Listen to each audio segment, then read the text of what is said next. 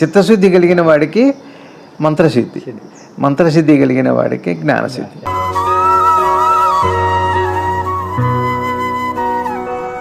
బ్రహ్మార్పణము అనే మాటకు అర్థం ఏంటంటే ఇదంతా బ్రహ్మే చేస్తున్నాడు అన్న జ్ఞానంతో ఆ స్పృహతో చేయటం కూడా బ్రహ్మార్పణమే.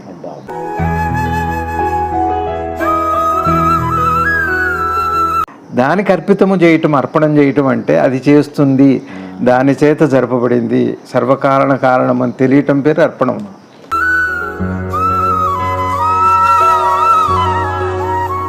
అర్పణము అంటే అర్థం ఏంటంటే ఇవ్వటమే కాదు, అర్పించడము అంటే కేవలం ఇవ్వటమే కాదు, ఇచ్చాడని గుర్తుపట్టడం కూడా అర్పణ బుద్ధే, కృతజ్ఞత కూడా అర్పణ బుద్ధే.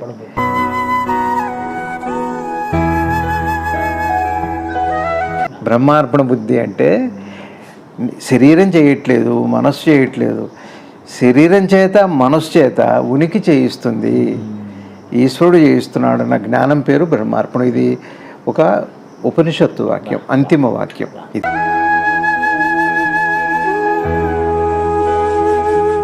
నేను పోవటం అంటే ఏంటి రవి గారు? నేను చేయట్లేదని తెలియటమేగా.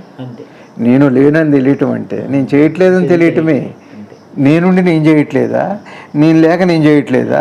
నేను చేసి నేను చేయట్లేదా? నేను చేయక నేను చేయట్లేదా? ఇగో ఈ జ్ఞానం కదా.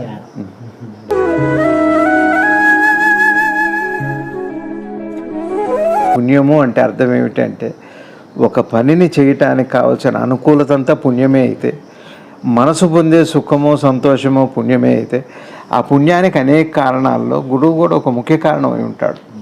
నీకు అనేక మంది కూడా, సమాజం కూడా, కుటుంబం కూడా